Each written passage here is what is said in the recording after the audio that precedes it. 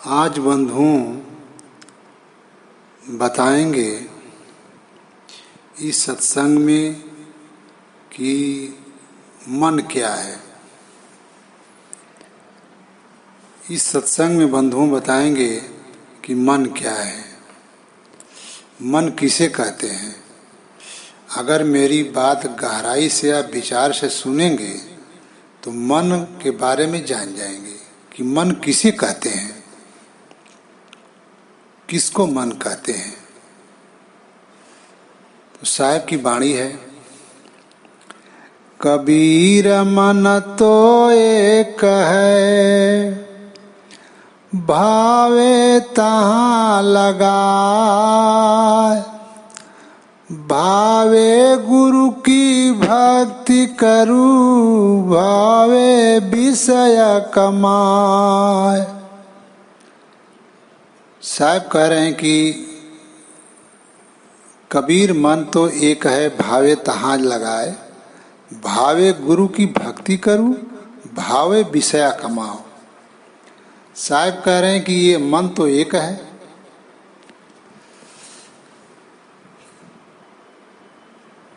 चाहिए एक ही मन है, चाहे इसे गुरु की भक्ति कर लीजिए और चाहे संसार को सुख लीजिए, संसार का विषय कमाइए।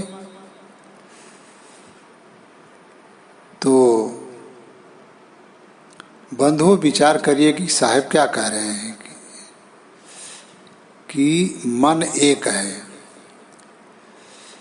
चाहे इसे विषय करा चाहे इसे परमात्मा का भक्ति करके अपने परमात्मा के देश जा।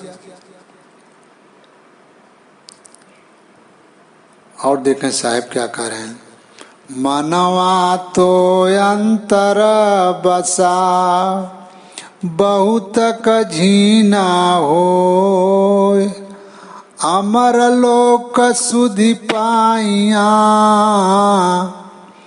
कबहू न न्यारा हो। साहब कह रहे हैं कि हे जीव, मनवा तो अंतर बसा, बहुतक जीना हो, अमर लोक सुचिपाइयां कबहू न न्यारा हो। यह मन जो है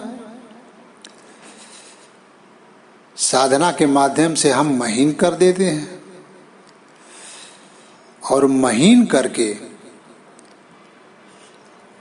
और साधना करके जो है हम आत्मा परमात्मा को जान करके अमर लोक देश चले जाते हैं।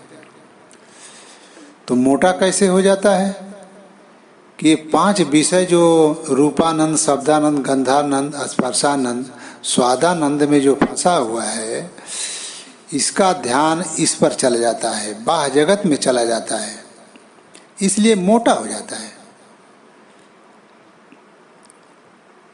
तो इसको हम महीन करने के लिए हम जब साधना करने लगते हैं, उसी को साहिब कहे हैं कि मनवा तो अंदर बसा, बहुतक झीना हो। अब झीना का मतलब कि वह शब्द इतना महीन है कि जब तक सूरत हमारी महीन नहीं होगी तब तक वह शब्द को नहीं सुन सकती है। अच्छा, इंद्रियाओं पर आता है, जब ये संकल्प विकल्प करता है तो ये मोटा हो जाता है। जब इसमें विचार उठने लगते हैं तो ये मोटा हो जाता है। कोई सोच रखने आने लगता है हमारे अंदर, किसी इंद्री पे जब ये जाता है तो ये सूरत हमारी मोटी हो जाती है। तो उसी को साहब महीन करने की बात कह रहे हैं कि तू महीन कर लेगा उसी मन को तो अमर लोक सुचिपाइयां कबहू न न्यारा हो। वो अमर लोक को देख लेगा और कभी न्यारा नहीं होगा। बंधुओं, मन किसे कहते हैं? आत्मा के स्वाभाविक जो गुण हैं उसी को मन कहते हैं। मन जैसे भाई तुहार मन देखत बा, तुहार मन हाई बात सुनत बा, तुहार हाई मन स्वाद लेत बा, तुहार हाई मन छुअत बा, तुहार हाई मन सूंघत बा। इसको आप क्या कह रहे हैं? ये मन ही आप कह रहे हैं। तो ये मन जो है मेरा किधर फैला हुआ है? ये 5 सुख लेने में। इसी को छोड़ करके जब चेतना अपने मुकाम पर, अपने गुरु बताए मार्ग पर जब ये साधन करने लगती है तो महीन हो जाती है। तो मन किसे कहते हैं? ये पांचों जो स्वाभाविक गुण है हमारे सुख लेने वाले। अब यहाँ जो है मोटा शरीर बना करके संसार का सुख ले रही है, ये परमात्मा के देश में जब जाती है तो ये मोटा चीज इसका छूट जाता है। जैसे मोटी शरीर है, 6 शरीर में जो या हमारी 6 शरीर पकड़ी हुई है आत्मा, तो ये छूट जाती है और आत्मा जो है परमात्मा के देश में अपना आहार विहार करने लगती है। वहाँ देखती है, सुनती है, बोलती है, यानी सारी। अब उसमें शरीर पकड़ करके वो एक काम इकुल नहीं करती है। वहाँ आत्मा, परमात्मा निःशरीर है और वहाँ आत्मा भी निःशरीर है। तो अब साहेब कहे हैं ना कि बिन देखे वह दे सके, बात कहे सो क्रूर, अपनी खारी खातु है, बेचत फिरे कपूर। साहब क्या कह रहे हैं कि बिन देखे वो उपदेश के, तो माने हमारी आंख है तभी ना हम उस देश को देखेंगे। शब्द को सुनने की बात आती है तो हमारा कान है तभी ना शब्द सुनेंगे। तो बंधु हमारा कान भी है, लेकिन ये जो कान है ये हमने मोटा बना लिया है, शरीर मोटी बना लिया है तो मोटा कान बना लिया है, लेकिन असली कान हमारा आत्मा वाला है। ये कान आत्मा इसके माध्यम से मोटे शब्दों को हमारी सुनती है। जैसे कोई बोल रहा है तो इस कान के माध्यम से आत्मा के असली कान तक आवाज पहुंचती है।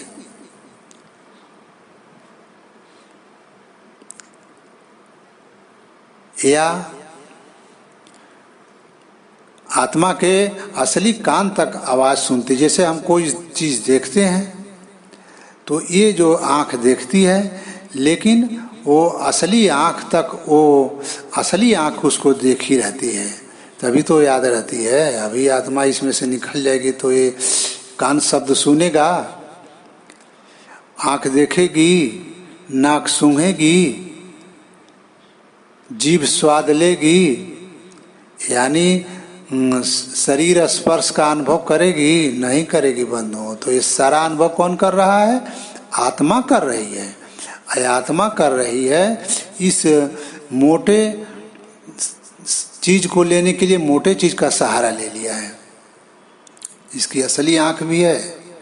इसलिए साहब तो कह रहे हैं कि वो देखेगी, मनुआ तो अंदर बसा बहुतक झीना हो, अमर लोग सुच पाया कभू न न्यारा हो। साहब कहे हैं कि बिन देखे वह बात के, बात कहे सो क्रूर। माने देखने की भी बात है, तो आंख नहीं है तो उस जिसको देखेगी कैसे? शब्द स्वरूप परमात्मा है, शब्द स्वरूप जो है, हमको सुनने का कान नहीं होगा तो हम सुनेंगे कैसे? इसलिए इसमें बंधुओं आत्मा के स्वाभाविक गुण है और उसी को मन कहा जाता है। एक मन कहीं कहीं ये बात आ जाती है कि जैसे आपका पुत्र आपके विचार से रहता है तो भाई उसको अपने मन से नहीं कहते हैं कि नहीं अपने मन से कार्य कर रहा है, लेकिन जब वो अपने विचार से वह कार्य करने लगता है तब आप कहते हैं कि अपने मन का हो गलबा। यानी मन उसका है, लेकिन ये है कि आप पिता के विचार को उसने छोड़ करके अपने विचार को पकड़ लिया है। तो उस आधार से कहीं कहीं साहेब मन की बात कहे हैं कि तुम मन के फूला फूला फिरे जगत में कैसा नाता रे। तो कहने का मतलब ये साहेब इस बात को कभी इस तरह से कहे हैं, लेकिन यह मन परमात्मा के विचार को जब मान लेता है तो मन की बात खत्म हो जाती है, तब ये परमात्मा का विचार हो जाता है। मन कब तक इसे संज्ञा दी जाती है कि जब तक ये पिता के विचार को नहीं मानता है, पिता के विचार को मानने लगता है तब ये हो जाता है कि भाई हमारे मन का काम कर भाई। उसी प्रकार से परमात्मा के विचार से जब ये जीव कार्य करने लगता है तो कहीं कहीं इस पर भी साहेब मन को कहे हैं, लेकिन यह मन जो है जो बाह्य जगत में इंद्रियों के माध्यम से ये फैला हुआ है, उसको जब तक समेट करके हम एक बिंदु पर, एक जगह पर जहाँ गुरु बताते हैं वहाँ हम केंद्रित नहीं करेंगे, तो वह शब्द आत्मा परमात्मा को हम नहीं जान पाएंगे, क्योंकि वह शब्द महीन हो रहा है। अब महीन हो रहा है तो वो मोटा रहेगा तो वो सुन नहीं पाएगा, मोटा रहेगा तो वो देख नहीं पाएगा। तो इसलिए क्योंकि आत्मा महीन है और आत्मा से भी परमात्मा महीन है, इसलिए उस महीन चीज़ को देखने के लिए हमें महीन होना पड़ेगा। इसीलिए साहब कहें कि राई का 20वां और 20वां का 20 ऐसा हो के जो चले ताही मिले जगदीश। राई माने सरसों, सरसों का 20वां और 20वां का 20, अब उतना महीन आपको बनना है। मनवा तो है ये है, लेकिन मनवा मोट हो गई बा, सुरतिया मोट हो गई बा, औका महीन करी बा। मन मोटा हो गया है, उसको महीन कर देंगे तो फिर वो अपने शब्द को सुन करके, फिर परमात्मा के शब्द को सुन करके वो अपने देश चला जाएगा। इसीलिए बंधुओं साहेब कहे हैं कि कुंभ है बाधा जल रहे, जल बिन कुंभ न हो, ज्ञान के बाधे मन रहे, मन बिन ज्ञान न हो। साहब कह रहे हैं कि जल कुंभे बाधा जल रहे, कुंभ जो है जल को बाधा रहता है, लेकिन कुंभ है बाधा जल रहे, जल बिन कुंभ हो, जल के बिना भी कुंभ नहीं बनेगा। घड़ा बनता है तो कैसे पानी से अपनी लतिया करके उसको बनाया जाता है, पानी को नरम करके, तो जल बिन कुंभ न होए। लेकिन ज्ञान वैसे ही ज्ञान के बाधे मन रहे, मन बिन ज्ञान न होए। ज्ञान के बादले से हमारा मन एक जगह रही। परमात्मा के विचार को जब हम पकड़ेंगे, उस विचार से जब हम रहेंगे तो मन हमारा एक जगह हो जाएगा। 5 जो इंद्रियों में जा रहा है बाह्य जगत में, तो एक जगह पर हो जाएगा। तब हम आत्मा का ज्ञान करेंगे और परमात्मा का ज्ञान करेंगे। तो बंधुओं, मन क्या है आप जान चुके होंगे कि मन क्या है। आत्मा के जो स्वाभाविक गुण है उसी को मन कहा जाता है।